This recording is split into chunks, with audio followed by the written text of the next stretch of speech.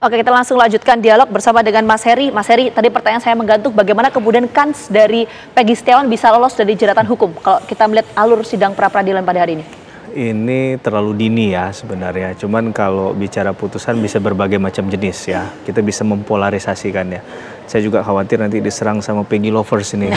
Seandainya nanti ternyata ekspektasi yang saya sampaikan pada faktanya tidak memenuhi ekspektasi. Ya, ini kita kan bicaranya per hari ini, ya kan? Dalam konteks misalnya ke depan kan bisa, kalau bicara pada posisi jawaban masih sangat jauh ya kita untuk bisa menilai itu. Nanti kita akan lihat di pembuktiannya. Baru kita bisa menakar secara pribadi apakah ini kemudian bisa menjawab semua persoalan yang ditumpahkan dalam pra-peradilan ini, khususnya dalam penetapan tersangka ini simsalabim abrakadabra atau memang sudah runtut sesuai dengan aturan prosedur yang berlaku yang tidak terbantahkan buktinya.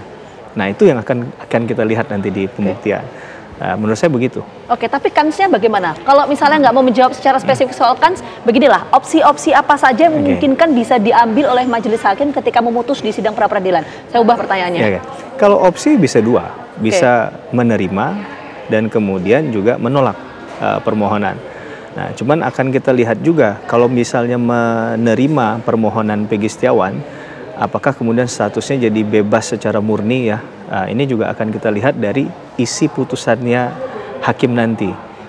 Kalaulah isi putusannya menyatakan misalnya terhadap perkara ini di permohonan tersebut diterima, maka Peggy Setiawan yang bersangkutan status tersangkanya dibatalkan secara hukum, dan terhadap alat bukti yang digunakan pada saat ini tidak boleh lagi digunakan pada proses yang lain, proses hukum yang lain, maka ini akan mengunci status hukum Peggy Setiawan, amanlah dia di situ.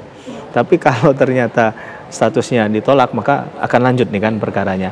Atau bentuknya permohonannya diterima, tapi ternyata prosesnya tetap bisa berjalan karena katakanlah ada catatan kunci sedikit, catatan kaki dari hakim, ada prosedural yang harus diperbaiki, direvisi, lebih ditingkatkan lagi oleh tim penyidik, dan itu jadi catatan yang harus dilakukan. Maka ini akhirnya perkara ini tetap akan berlanjut ke ranah pokok perkara berikutnya. Itu kira-kira menurut saya analisa yang sangat mungkin ya mendekati. Jadi Mas Heri memprediksi bahwa potensinya besar. Kita bicara potensi, bisa iya apa enggak ya? Potensinya dari dua opsi tadi, menerima atau menolak, majelis hakim akan mengambil sikap yang mana? Sejauh ini ya? Ya, akan tergantung keyakinan hakim. Sebenarnya masalah menerka ini agak sulit ya, karena saya kemarin nerka misalnya Belgia menang lawan Prancis, ternyata di Euro kalah juga kan, gitu 1-0 kan. Tapi dalam konteks ini... kok ini beda dong, ini pakarnya. Cuma kita tanya. Menurut saya begini, keyakinan hakim akan melihat ke ranah yang mana ya. Itu jadi penting untuk meyakinkan hakim kalau hakim ternyata melihat bahwa sejauh ini apa proses yang dilakukan oleh penyidik itu sudah bersungguh-sungguh, sudah mengikuti aturan prosedur yang berlaku, dan memberikan hak kepada tersangka tersebut melakukan pembelaan hukum dengan patut, saya rasa maka bisa berbalik arah.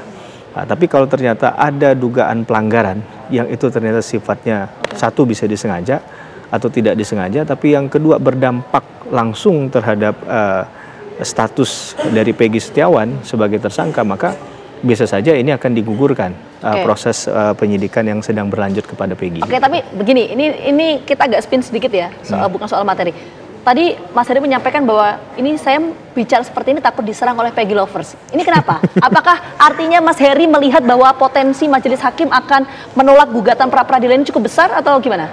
Iya, bisa saja. Jadi kalau bicarakan bisa saja, 0,0 sekian persen juga kans kan? Artinya potensi untuk kemudian ditolak dan Peggy ditetapkan sebagai tersangka masih ada? Kembali pada keyakinan bahwa tadi kalau misalnya hakim tidak yakin, berarti kan hakim akan mengatakan, ya sudah, karena saya merasa bahwa ini perlu dibuktikan di tempat yang semestinya, maka biarkan ini berlanjut dulu. Toh nanti putusannya bisa bebas, bisa lepas dari segala tuntutan hukum atau putusan pemidaan jika bersalah.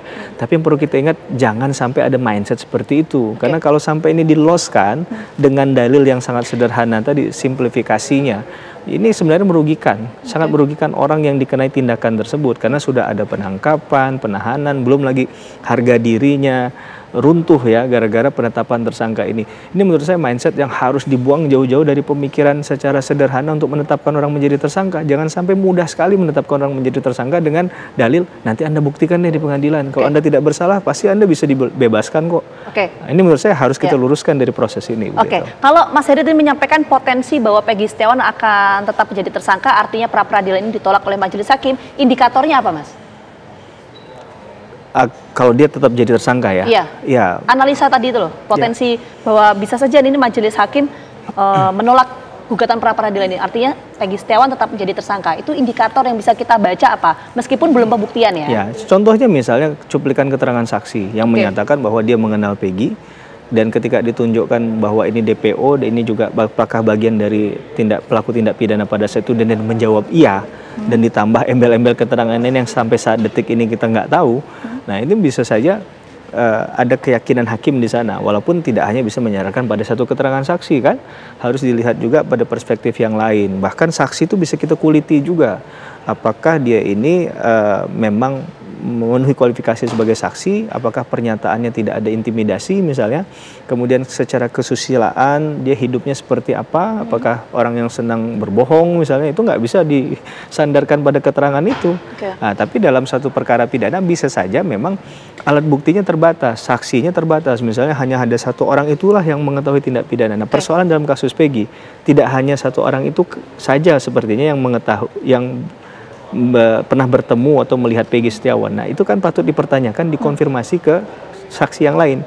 Sehingga ini fair enough nih, equal dia di situ, masing-masing punya hak yang sama untuk membela diri, tinggal hakim yang menilai. Mana yang menurut hakim dari keterangan tadi menjadi keterangan petunjuk misalnya. Karena misalnya tidak ada kemandirian di situ, maka ini bisa jadi keterangan petunjuk. Dan menurut saya memang tidak ada aturan dalam hukum acara pidana menyatakan ini, tapi dalam praktiknya alat bukti petunjuk itu nanti yang akan bisa menentukan itu adalah kuasanya yang mulia.